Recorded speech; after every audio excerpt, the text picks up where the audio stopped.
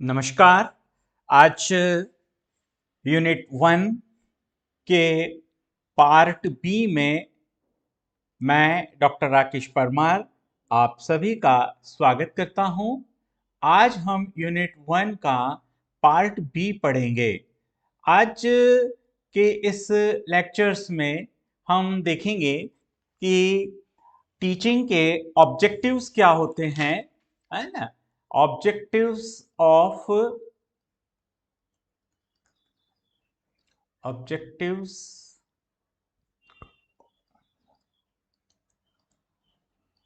Of teaching पहले हम ये देखेंगे। देन सेकंड थिंग हम देखेंगे कि नेचर क्या होता है, nature of teaching. Then nature of teachings के बाद characteristics of teaching and then different levels of teaching. ये हमारा फर्स्ट यूनिट का फर्स्ट पार्ट का बी पार्ट है। हम इसको क्लासिफाइड कर रहे हैं, ये 1B। पिछली क्लास में हमने किसके बारे में पढ़ा था, तो मैं आपको एक बार फिर रिकॉल कर दूं कि पिछली क्लास में हमने स्पेशली ये देखा था कि कॉन्सेप्ट क्या होता है और आइडिया क्या होता है ना। अवधारणा हम किसे कहते हैं, अवधारणा का क्या अर्थ है, और अवधारणा और आइडिया या विचार, इन दोनों में क्या संबंध है। तो पिछला अगर आपने मेरा वीडियो नहीं देखा है तो प्लीज आप उसे देखिए और चैनल को सब्सक्राइब भी कीजिए ताकि आपके लिए मैं और अच्छे बेहतर वीडियोस बना सकूं। तो आइडिया और कॉन्सेप्ट्स की जब हम बात करते हैं तो हम ये जान चुके हैं कि आइडिया जो होता है वो एक रफ थॉट होता है, एक कहना चाहिए अस्पष्ट विचार होता है, और जब वो रिफाइंड हो जाता है तो वो कॉन्सेप्ट में कन्वर्ट होता है।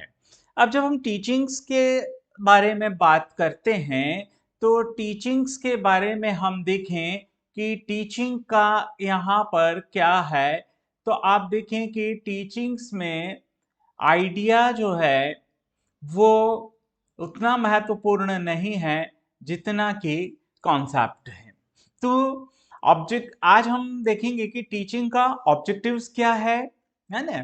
Levels of different levels of teaching क्या है, कैरेक्टरिस्टिक्स और बेसिक रिक्वायरमेंट्स, इनके बारे में हम जानेंगे। तो लेट स्टार्ट। तो फर्स्ट हम देखेंगे कि टीचिंग के ऑब्जेक्टिव्स क्या हैं।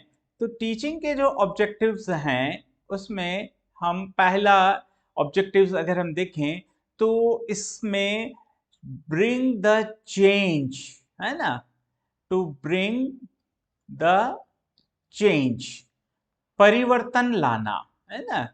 टू ब्रिंग द चेंज, किसके अंदर चेंज लाना है, लर्नर्स के अंदर, है ना। यहाँ पर हम आगे चल के हम लर्नर्स भी लिख सकते हैं, हम उसे स्टूडेंट के रूप में भी मार्क करें, दोनों का अर्थ एक ही है। हम उसे पीपल, शिष्य के रूप में बात करें तब भी एक ही चीज है। तो टीचिंग का जो पहला ऑब्जेक्टिव्स होता है वो है to bring the change in learner.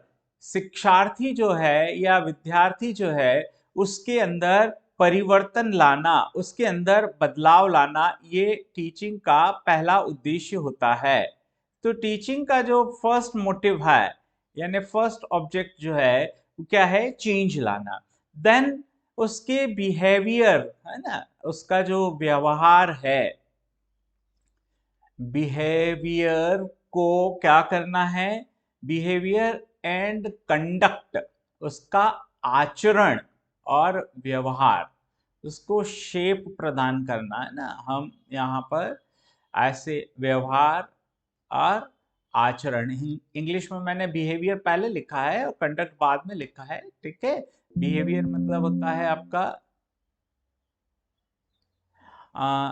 व्यवहार और कंडक्ट यानी आचरण।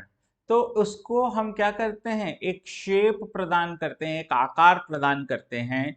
ये हमारा टीचिंग का दूसरा ऑब्जेक्टिव्स है। टीचिंग का जो तीसरा ऑब्जेक्टिव्स है वो है एक्विजिशन ऑफ नॉलेज, है ना, यानी ज्ञान की प्राप्ति, है ना। तो जब कोई भी टीचर टीचिंग करता है तो वो अपने स्टूडेंट्स को या लर्नर्स को क्या करता है, ज्ञान प्राप्त करने के योग्य बनाता है। ये हमारा टीचिंग का थर्ड ऑब्जेक्टिव्स है। चौथा जो ऑब्जेक्टिव्स है वो है इम्प्रूवमेंट, है ना, या इम्प्रूविंग, है ना। हम अभी यहाँ इम्प्रूवमेंट लिख लेते हैं। तो इम्प्रूवमेंट इन लाइफ स्किल्स, है ना, जीवन के कुछ कौशल होते हैं। लाइफ स्किल्स पर्सनालिटी वाले पार्ट में हम देखेंगे, क्योंकि ये जो स्किल्स होते हैं they are of two types, hard skills and soft skills, है ना। एक होता है आपका सॉफ्ट स्किल, है ना, व्यवहारिक कौशल, और एक होता है आपका तकनीकी कौशल, है ना। सॉफ्ट स्किल को हम शुद्ध हिंदी में कहते हैं व्यवहारिक कौशल, और इसको हम बोलते हैं तकनीकी कौशल। फॉर एग्जाम्पल, अगर आप किसी से अच्छा कम्युनिकेशन करने में सक्षम हैं तो कम्युनिकेशन स्किल्स जो है, संवाद करने की जो क्षमता है संचार या संवाद की, वो आपका सॉफ्ट स्किल है।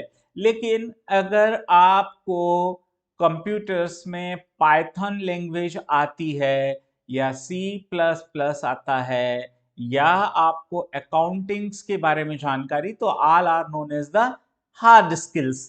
तो थ्रू द टीचिंग हम अपने स्टूडेंट्स या लर्नर के जो लाइफ स्किल्स है ना, लाइफ स्किल एक बड़ा समुच्चय, एक बड़ा सेट है ना। अगर हम लाइफ स्किल्स को हम एक समुच्चय से लिखे कि life skill is equal to a set, तो इस सेट के अंदर दो स्किल्स आएंगी। कौन कौन सी स्किल्स आएंगी? एक होगी आपकी सॉफ्ट स्किल्स, है ना, और दूसरी आपकी क्या होगी, हार्ड स्किल्स। और जैसा अभी मैंने आपको बताया कि सॉफ्ट स्किल्स को हम क्या कहते हैं, व्यवहारिक कौशल, और हार्ड स्किल्स यानी तकनीकी कौशल, टेक्निकल जो नॉलेज हमको होता है वो। ये हमारा टीचिंग का एक ऑब्जेक्टिव्स है। टीचिंग का जो हमारा अगला जो ऑब्जेक्टिव्स है वो है फॉर्मेशन ऑफ बिलीव, है ना, फॉर्मेशन ऑफ बिलीफ, विश्वास का निर्माण। अब यहां पर विश्वास के निर्माण का अर्थ, किस प्रकार के विश्वास की हम बात करें, तो वास्तव में यहां विश्वास के निर्माण का मतलब है कि हम अपने स्टूडेंट्स में मॉरल वैल्यूज के बारे में, है ना, नैतिक मूल्य जो होते हैं उनके बारे में, है ना, ह्यूमैनिटी के बारे में, मानवीयता के बारे में, या सोशल वैल्यूज जो हैं उनके बारे में, अगर हम उसके बिलीफ को डेवलप कर सकते हैं तो ये हमारा टीचिंग सक्सेसफुल माना जाएगा। कि हमारे पढ़ाए गए विद्यार्थी नैतिक मूल्यों के प्रति, मानवता के प्रति, सामाजिक मूल्यों के प्रति यदि वो सचेत हैं तो हम ये कह सकते हैं कि हमारा टीचिंग सक्सेसफुल है। तो ये हमारा पांचवा जो है वो कह सकते हैं आप टीचिंग का ऑब्जेक्टिव्स है। छठा जो हमारा ऑब्जेक्टिव्स है वो इन सब का एक ओवरऑल अगर हम बात करें तो हम उसको क्या बनाना चाहते हैं, तो हम उसको एक efficient social member of society, है ना, efficient social member of society, यानी हम उसको समाज का एक सक्षम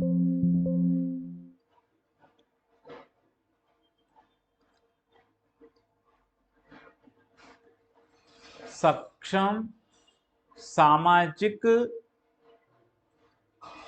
सदस्य बनाना चाहते हैं। ये हमारा छठा है। तो इन सबको अगर हम ओवरऑल एक साथ कंक्लूड करना चाहें तो हम कंक्लूड करके ये लिख सकते हैं कि टीचिंग का जो उद्देश्य होता है वो होता है किसी भी विद्यार्थी का सर्वांगीण विकास।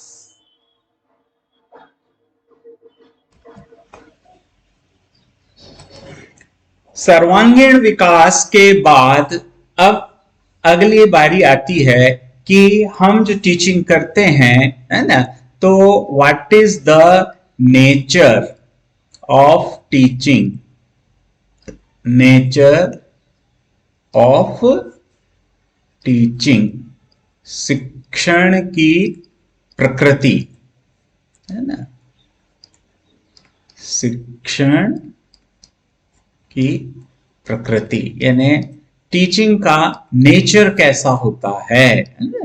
तो हम इसको एक बॉक्स में पैक कर देते हैं और हम देखते हैं कि टीचिंग का नेचर क्या है। तो टीचिंग का जो पहला नेचर हम देखें तो फर्स्ट जो है टीचिंग जो होता है वो कैसा होता है, डायनामिक होता है ना। डायनामिक का मतलब क्या है, परिवर्तनशील, गतिशील। उसमें स्थिरता नहीं होती, लगातार परिवर्तन होते रहते हैं। तो टीचिंग जो है वो एक डायनामिक प्रोसेस है ना, अवरुद्ध नहीं होती है, लगातार चलती रहती है ना। फिर टीचिंग जो है वो उसका जो नेचर होता है वो कैसा नेचर होता है, सामाजिक प्रकृति होती, सोशल होता है। तो टीचिंग का जो अगला नेचर है वो क्या है, सोशल, है ना, या सामाजिक। और डायनामिक का मतलब है परिवर्तनशील, परिवर्तनशील, लगातार उसमें बदलाव होते रहते हैं। टीचिंग का जो अगला जो नेचर है वो है मानवीयता, है ना, ह्यूमन, ह्यूमन है, मानवीय स्वरूप उसमें होता है, मानवीय दृष्टिकोण उसमें टीचिंग में होता है।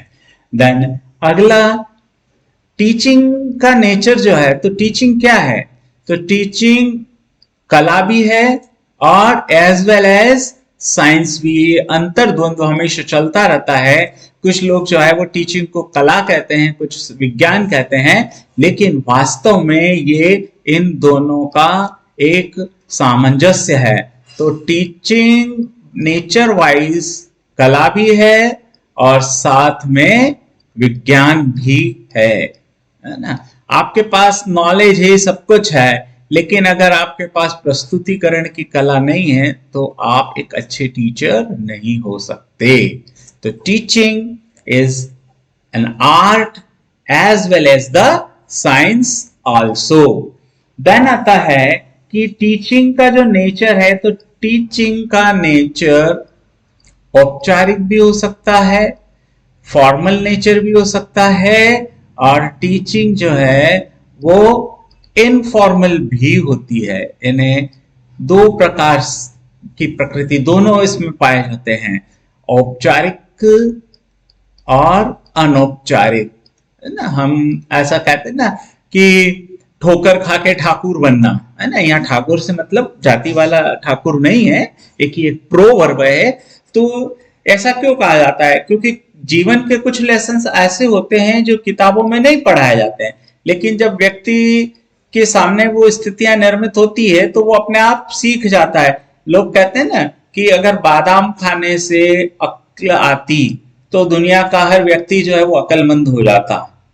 तो ऐसा क्यों कहते हैं, क्योंकि जीवन के कुछ टफ लेसन्स जो होते हैं वो उसको तब मिलते हैं जब वो उससे गुजरता है।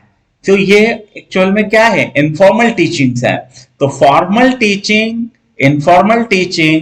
देन अगला जो आता है वो है आपका डायरेक्शनल, निर्देशात्मक, है ना।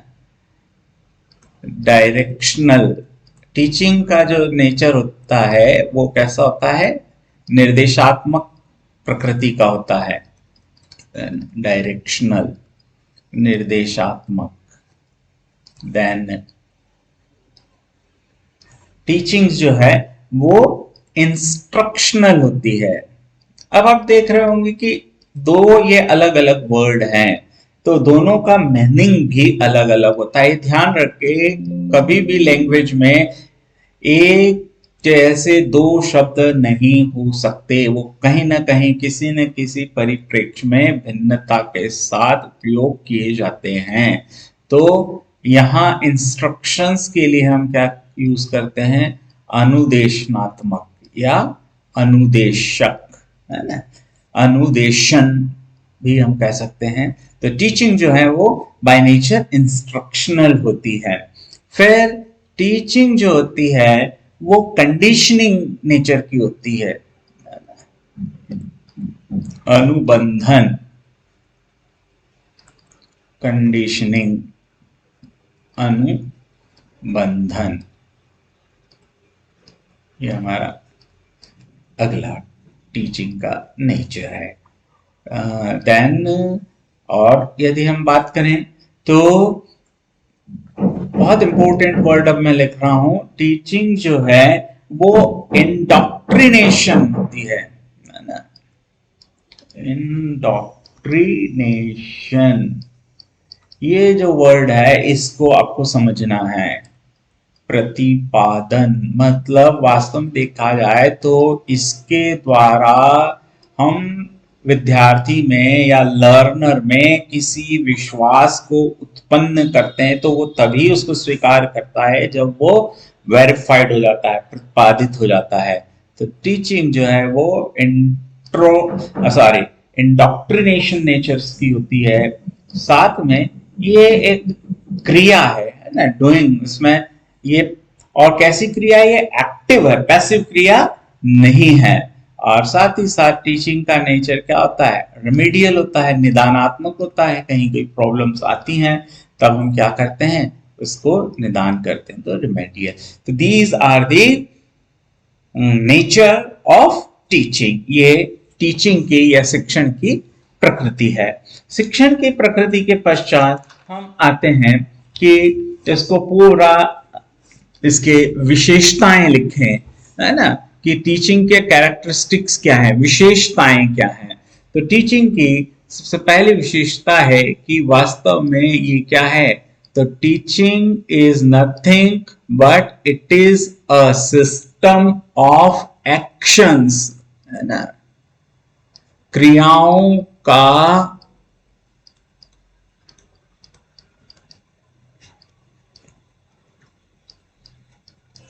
एक निकाय है या प्रक्रम है ना, सिस्टम ऑफ एक्शन। ये टीचिंग की कैरेक्टरिस्टिक्स है, ये उसकी एक विशेषता है। फिर सेकंड जो है, टीचिंग क्या है, इसके कैरेक्टर्स क्या है, तो टीचिंग एक प्रोफेशनल एक्टिविटी है। कोई भी टीचर्स होता है तो बाय वो उसका क्या है, प्रोफेशन है। तो ये एक प्रोफेशनल गतिविधि है, व्यावसायिक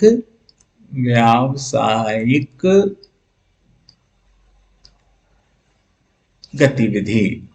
ये टीचिंग की या शिक्षण की सेकंड विशेषता है। टीचिंग की जो थर्ड विशेषता है वो क्या है, तो ये एक इंटरैक्टिव प्रोसेस है ना। इंटरैक्टिव प्रोसेस का मतलब क्या है कि इसमें परस्पर संव्यवहार होता है, आदान प्रदान होता है, वन वे ट्रैफिक जैसा नहीं है, है ना। क्योंकि यहाँ पर आप ये माने कि ये टीचर है और ये स्टूडेंट्स हैं, तो ऐसा नहीं है कि टीचर स्टूडेंट्स को ज्ञान देता ही जाएगा और ये जो है स्टूडेंट का सर्वांगीण विकास हो जाएगा, ऐसा नहीं है। इसमें कम्युनिकेशन होता है और कम्युनिकेशन हमेशा कैसा होता है, टू वे होता है। तो ये अगर टीचर और स्टूडेंट के बीच में इंटरेक्शन नहीं होगा तो टीचिंग के जो ऑब्जेक्टिव्स हैं वो ऑब्जेक्टिव्स कभी भी फुलफिल नहीं हो सकते। तो टीचिंग जो है वो एक इंटरैक्टिव प्रोसेस है। Then teaching is a specialised task, specialised task है ना, एक विशेष कार्य है ये, है ना। ऐसा नहीं है कि हर कोई व्यक्ति टीचर बन जाएगा और चाहे जो विषय पढ़ा देगा, वो एक स्पेशल टास्क है। भाई अगर ड्राइंग का या कला का विद्यार्थी है, कला का शिक्षक है ना, वो चित्रकला सिखा रहा है और आप उससे बोले कि गणित भी पढ़ा, तो संभव नहीं है। हो सकता है कुछ स्थिति तक वो कर दे, लेकिन जितनी विशेषज्ञता गणित के शिक्षक में होगी गणित विषय को लेकर, उतनी ही सभी विषय के लिए थोड़ी होगी। तो इसीलिए कहा गया है कि ये क्या है कि स्पेशलाइज्ड टास्क है। साथ में टीचिंग की सबसे बड़ी विशेषता क्या है, तो वो है analysis and assessment. Analysis and assessment, विश्लेषण और उसका आकलन, एंड असेसमेंट, है ना।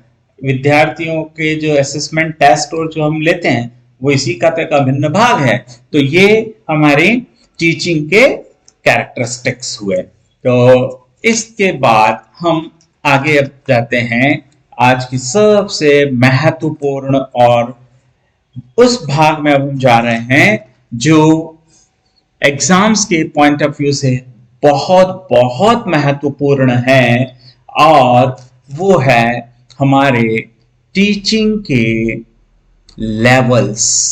तो लेवल ऑफ टीचिंग, है ना, लेवल्स ऑफ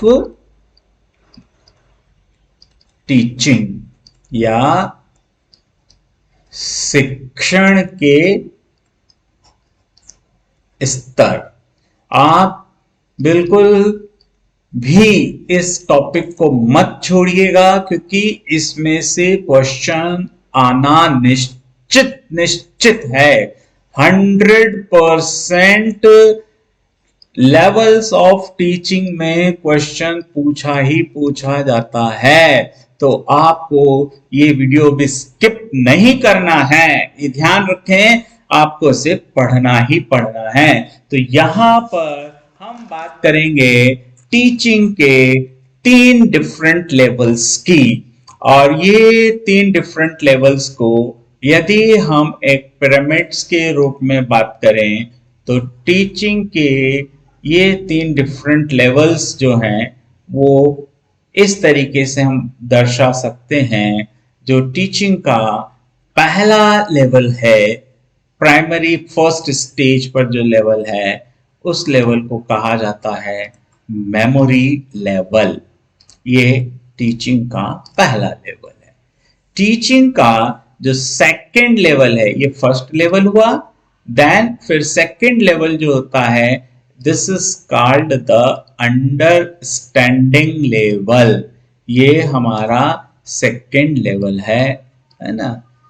और जो हमारा थर्ड जो लेवल है, जो सबसे टॉप पर आता है ना, क्योंकि ऐसा तो है नहीं कि आपने टीचिंग स्टार्ट किया और बस जस्ट पहले ही उसमें आ गया। तो एक के बाद एक स्टेप्स होती है। पहले हमने कहा ना कि it is a system of action.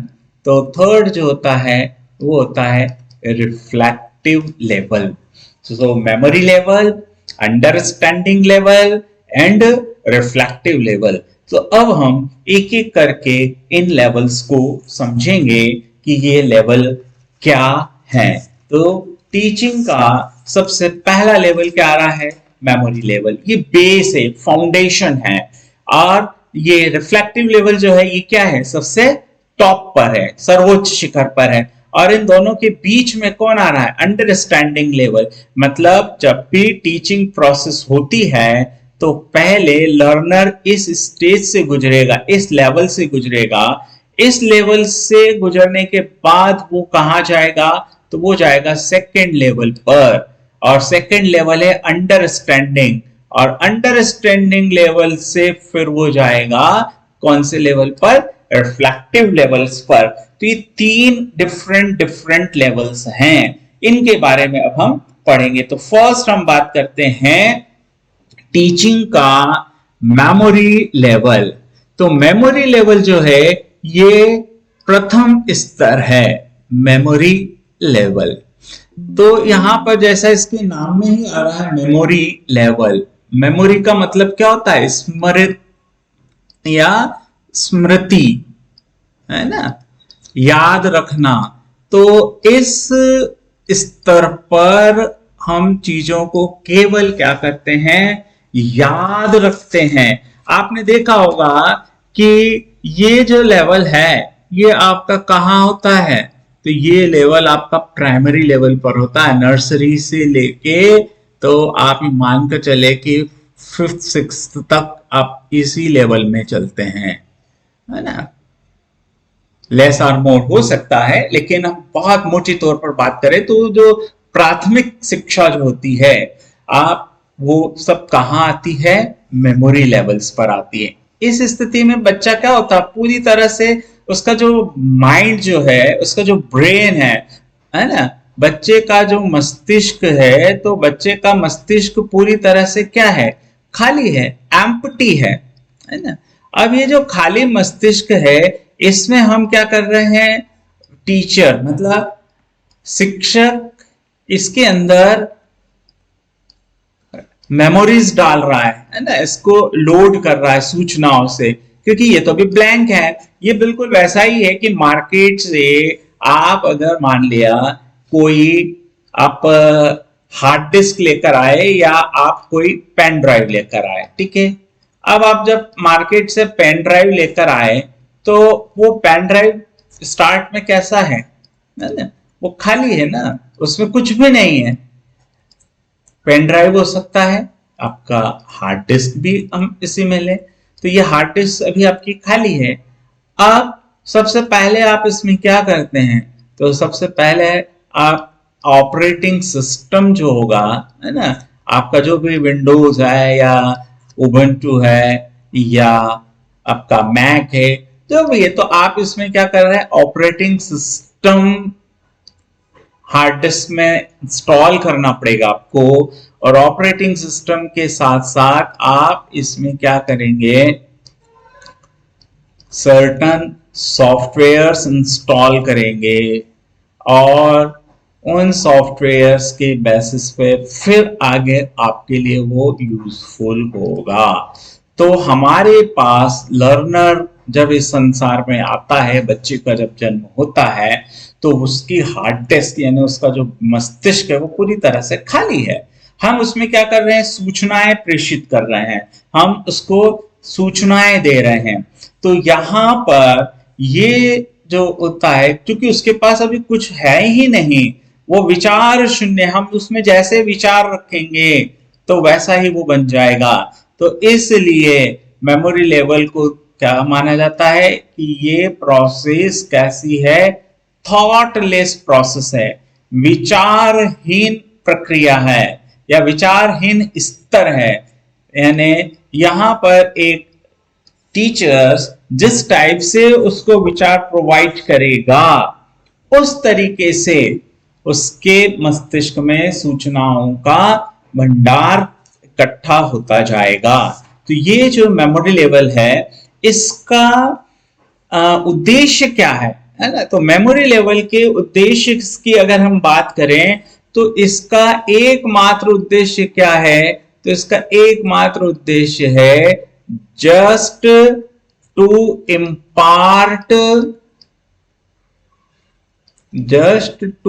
Impart information और नॉलेज, है ना, इंफॉर्मेशन और नॉलेज। हम केवल और केवल क्या कर रहे हैं, उसको हम सूचना और ज्ञान, ये हम उसको क्या कर रहे हैं, इम्पार्ट कर रहे हैं, उसको प्रदान कर रहे हैं, प्रोवाइड कर रहे हैं।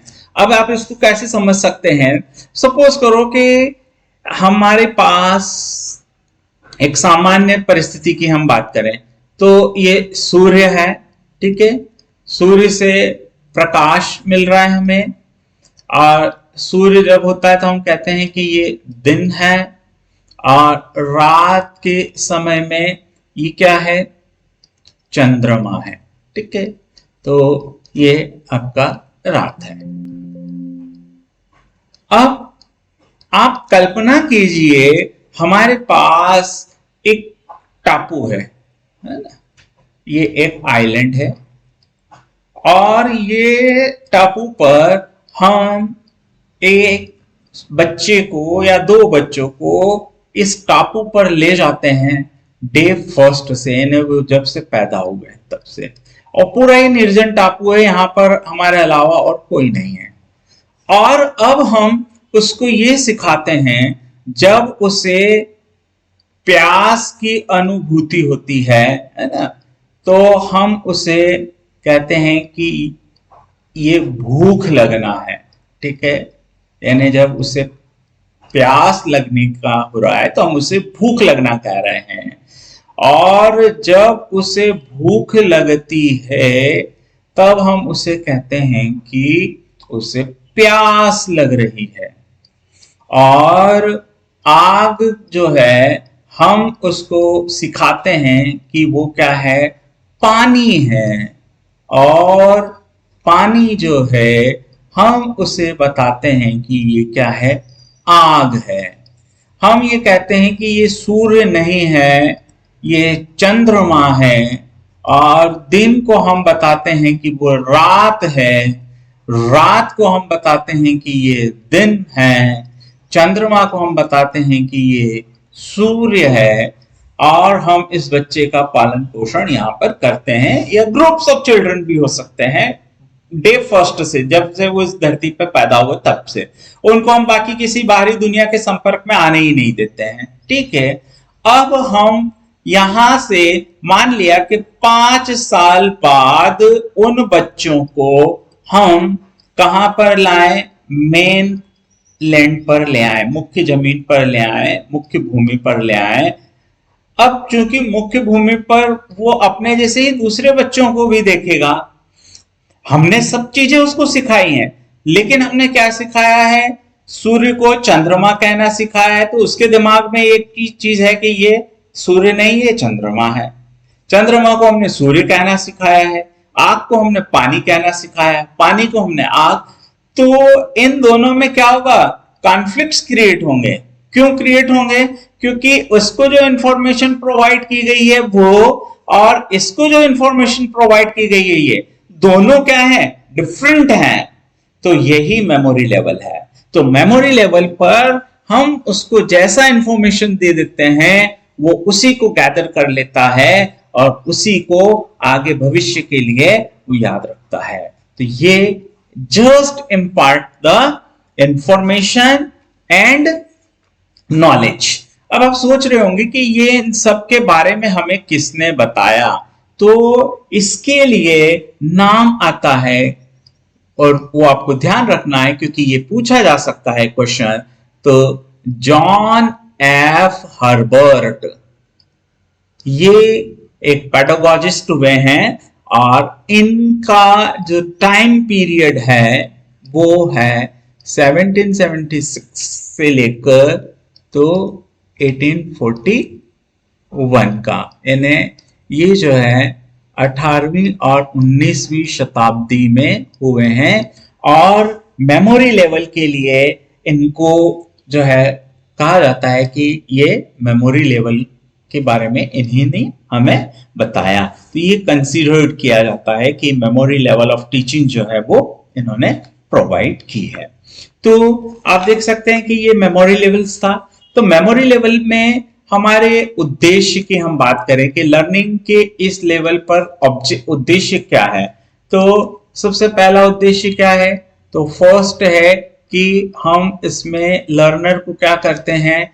फैक्चुअल इंफॉर्मेशन प्रोवाइड कराते हैं, तथ्यात्मक सूचनाएं, फैक्चुअल इंफॉर्मेशन, है ना, तथ्यात्मक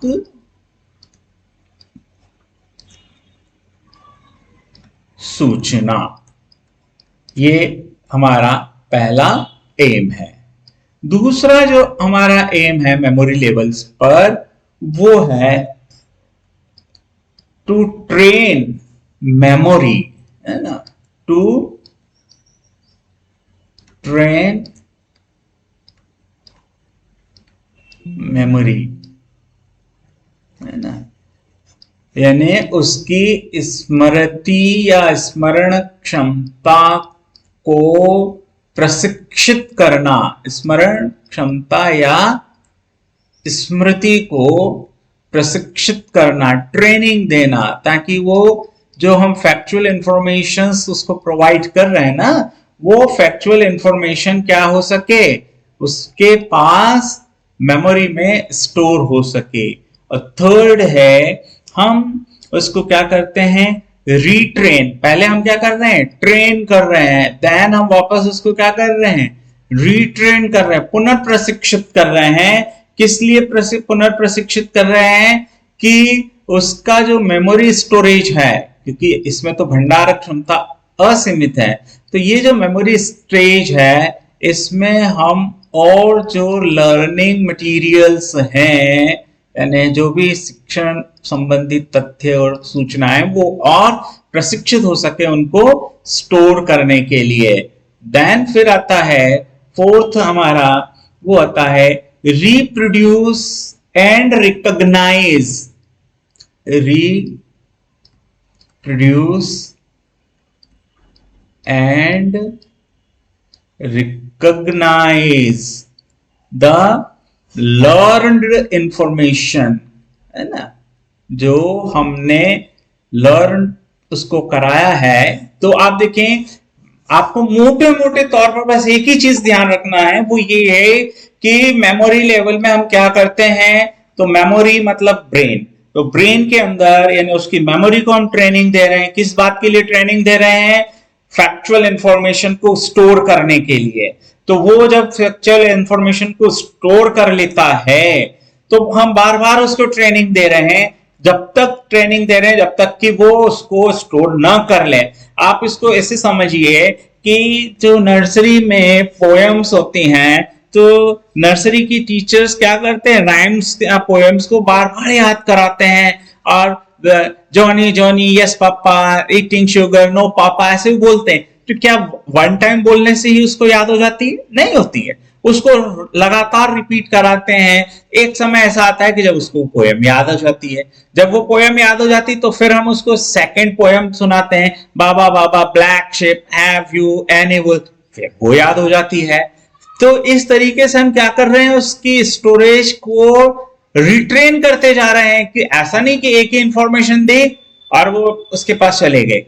फिर हम उससे क्या करते हैं, पोएम पूछते हैं, तो हम उससे वापस जब पोएम पूछते हैं तो ये क्या हो रहा है, रिप्रोड्यूस करना है ना। अब हमने उसको 10 तरह की पोएम्स जो है उसकी मेमोरी में हमने स्टोर कर दिया, तो अब हम उसको क्या कर रहे हैं, रिकॉग्नाइज करा रहे हैं। तो हम उससे बोलेंगे कि जॉनी जॉनी, तो फिर वो जॉनी जॉनी यस पापा वाली ही पोएम सुनाएगा। उस समय वो रेन रेन गो अवे कम अनदर डे ये नहीं सुनाएगा।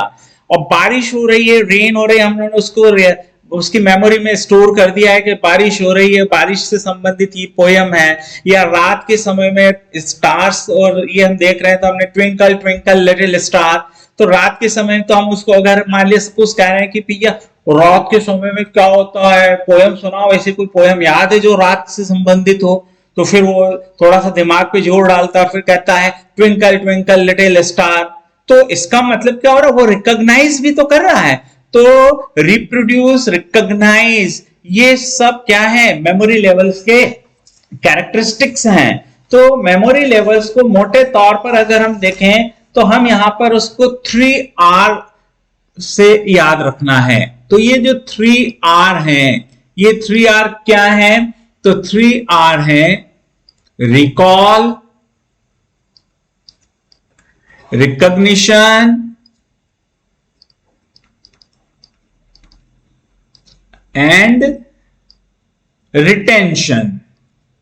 ये आपको याद रखना है। तो एग्जाम में क्वेश्चन ऐसे आ सकता है कि ऐसे ही वर्ड्स दे दिए और related to which level of teaching, teaching के कौन से लेवल से संबंधित है, तो आपको ये ध्यान रखना है कि ये मेमोरी लेवल्स से संबंधित है।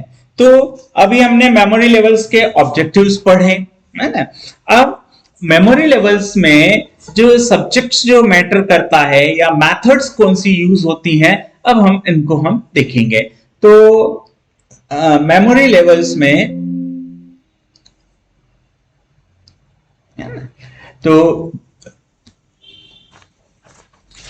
मेमोरी लेवल्स में कौन कौन सी मेथड्स यूज्ड होती है, मेथड्स, है ना, methods used in memory level teaching, MLT short form में हम ऐसे लिख देते हैं।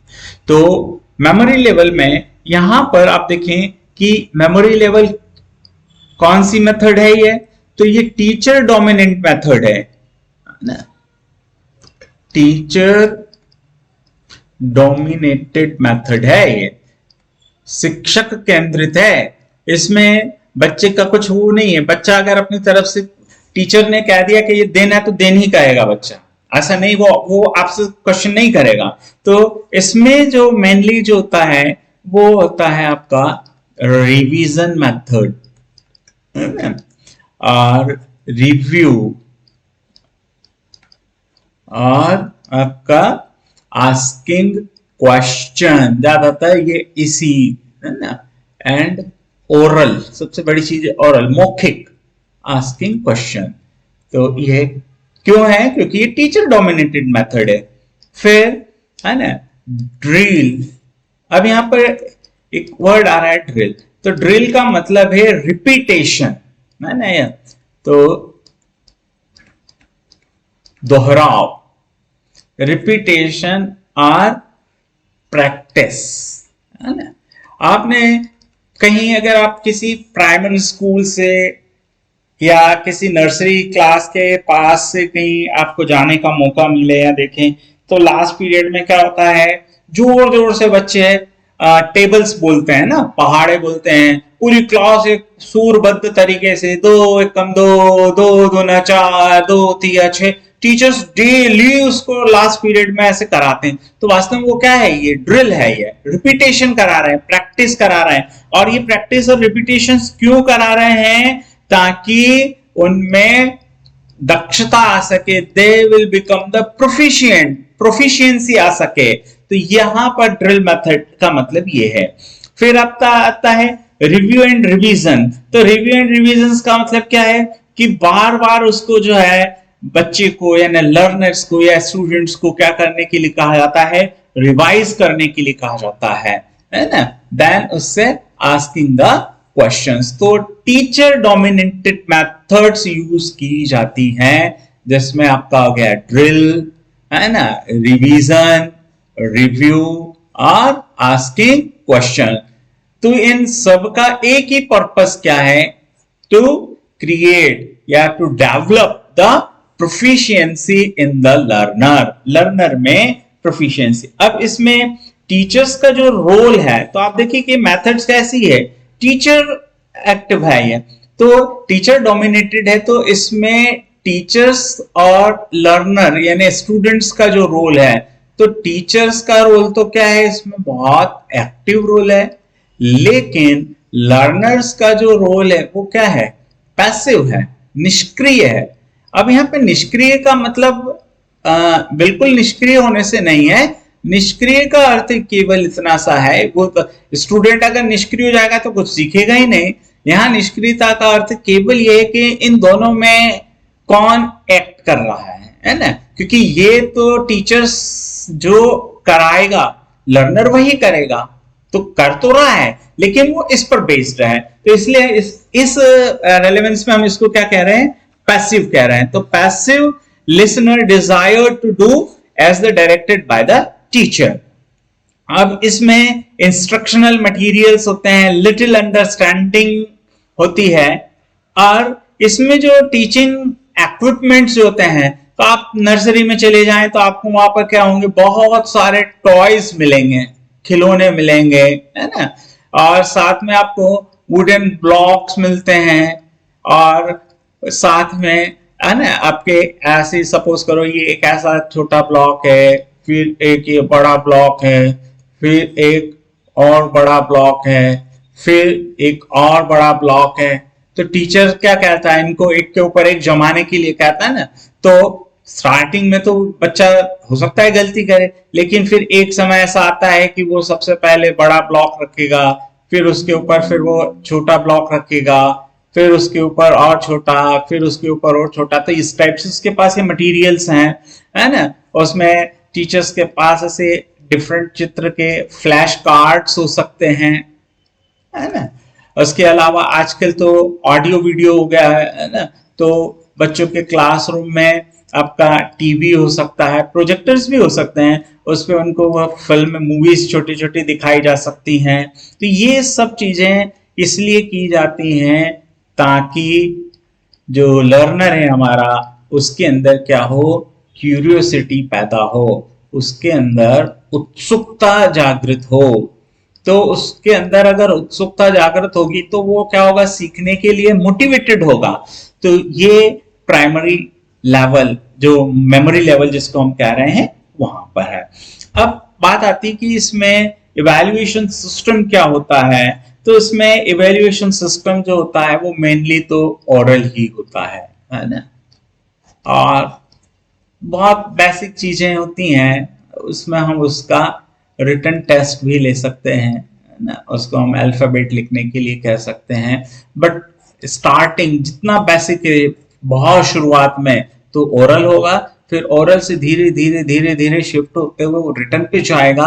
यानी स्टार्टिंग की अगर हम बात करें तो ये हमारा क्या है, ओरल है, ठीक है, ओरल। और हम बात करें लर्न इसका रिटर्न, तो रिटर्न बिल्कुल 0 है। फिर धीरे धीरे क्या होता है, ये ग्राफ आपका बढ़ता है ना। ये आपका, है ना, ये छोटा हो गया, ठीक, ये ओरल इतना ही रहा। फिर क्या हुआ, ओरल और छोटा हो गया, और इसका जो वेटेज है आपका रिटर्न का, तो रिटर्न का वेटेज अब आपका क्या हो गया, बढ़ गया। एक स्थिति ऐसी आती है जब आपका ओरल पूरी तरह से हट जाता है, और बच्चा जो है, जो नर्सरी में था, वो 5th क्लास तक आ जाता है, 5th ग्रेड तक आ जाता है। तो ये इसका वैल्यूएशन सिस्टम होता है। अब इसके जो एडवांटेजेस क्या है ना। तो एडवांटेजेस की हम बात करें, इसके लाभ क्या है, एडवांटेजेस क्या है। तो एडवांटेजेस ये है कि it is useful for childrens, बच्चों के लिए ये बहुत उपयोगी है, क्योंकि छोटे बच्चे जो होते हैं उनको हम बहुत हाई लेवल पे हम एकदम से इसको नहीं सिखा सकते। तो यूजफुल फॉर द चिल्ड्रन। और दूसरा है, it is useful for acquisition of facts, तथ्यों के बारे में, है ना, सूचनाओं के बारे में, स्ट्रक्चर्स के बारे में, शेप्स के बारे में, मॉडल्स के बारे में ना, हम उसको क्या कर रहे हैं, ट्रेंड कर रहे हैं। तो ये इसके एडवांटेजेस हैं। लेकिन एडवांटेजेस हैं तो definitely there will be some disadvantages also, कुछ इसके नुकसान भी हैं। तो डिसएडवांटेजेस क्या है कि हायर क्लासेस के लिए ये सुटेबल नहीं है, पहले हम लिख चुके हैं, चिल्ड्रंस के लिए तो हायर लेवल्स पर यूज नहीं किए जा सकते हैं। फिर क्या होता है, इसमें हम बच्चे को क्या करते हैं, रटवाते हैं, है ना, यूज ऑफ रोट मेमोरी, रट्टा लगाना जिसको हम बोलते हैं। फिर ये टीचर डोमिनेटेड है। मैंने आपको पहले लिखा था ना कि टीचिंग्स में ऑटोक्रेटिक और डेमोक्रेटिक और लेजिस्फियर, तो यहाँ पर आप उसको आइडेंटिफाई आप कर सकते हैं कि टीचर डोमिनेटेड है, बच्चे का तो उसमें कोई इन्वॉल्वमेंट डायरेक्टली होता ही नहीं है, तो इसका मतलब ये ऑटोक्रेटिक है। फिर है little interaction in the classroom, interaction जो होता है वो बहुत कम होता है। ऐसा क्योंकि लिटिल इंटरेक्शन, मैंने बच्चा जो होता है, ज्यादा से ज्यादा छोटा बच्चा क्या होता है, ma'am sir may I go to toilet, may I drink to water, बस इस टाइप से वो पूछेगा। अब टीचर्स को जो पढ़ाना है वही क्रॉस क्वेश्चंस में बिल्कुल नहीं होते, तो इंटरेक्शन होता तो है लेकिन बहुत कम इंटरेक्शन होता है। सब्जेक्ट से रिलेटेड तो इंटरेक्शन न के बराबर होता है ना। और साथ में इसमें छोटे बच्चे होते हैं तो क्लास मैनेजमेंट जो होता है वो बहुत बड़ा दिक्कत वाला काम होता है। छोटे बच्चे जब फर्स्ट डे स्कूल आते हैं तो एक रो रहा है, एक अपनी धुन में मस्त है, क्योंकि वो तो पहली बार स्कूल क्या होता है वो अपने घर परिवार पेरेंट्स से बाहर पहली बार एक क्लास में आया, आसपास उसको सब अजनबी दिखाई देते हैं। तो इन सब को जो है देख पाना, उन सबको इकट्ठा मैनेज करना, ये बड़ी प्रॉब्लम्स होती हैं। तो दीज आर दी डिसएडवांटेजेस। तो ये हमारा था मेमोरी लेवल्स, अंडरस्टैंडिंग लेवल्स के बारे में। हम अगला जो वीडियो हमारा होगा पार्ट 1C, उसमें हम पढ़ेंगे, क्योंकि वीडियो की लेंथ ज्यादा हो चुकी है इसलिए मैं आज इसको यही खत्म करता हूं। तो नेक्स्ट वीडियो में हम जो है अंडरस्टैंडिंग लेवल्स और इसके अलावा जो रिफ्लेक्टिव लेवल है वो हम पढ़ेंगे, और इस तरीके से हमारा पार्ट 1 जो है वो कंप्लीट हो जाएगा। तो पार्ट 1 के लिए हमने 3 वीडियोस बनाए हैं। 1A अभी आप जो देख रहे हैं ये 1B है, अगला जो वीडियो आएगा वो होगा 1C। और यदि आपने अभी तक मेरा चैनल सब्सक्राइब नहीं किया है तो प्लीज प्लीज इसे सब्सक्राइब कीजिए और ज्यादा से ज्यादा इसको शेयर कीजिए, अपने व्हाट्सएप स्टेटस पर लगाइए और कमेंट्स जरूर कीजिए, क्योंकि जब आप कमेंट्स करेंगे तो मुझे पता चलेगा कि मुझे वीडियोस बनाने में क्या सुधार करना है। और लाइक जरूर कीजिए, क्योंकि आपके लाइक से हमको मोटिवेशन मिलता है और हम और अच्छे बेहतर वीडियो बनाने के लिए प्रेरित होते हैं। और किसी भी प्रकार की कोई अगर आपके सजेशंस हों तो आप मुझे इस नंबर पर व्हाट्सएप के थ्रू भी भेज सकते हैं। तो thank you for watching me.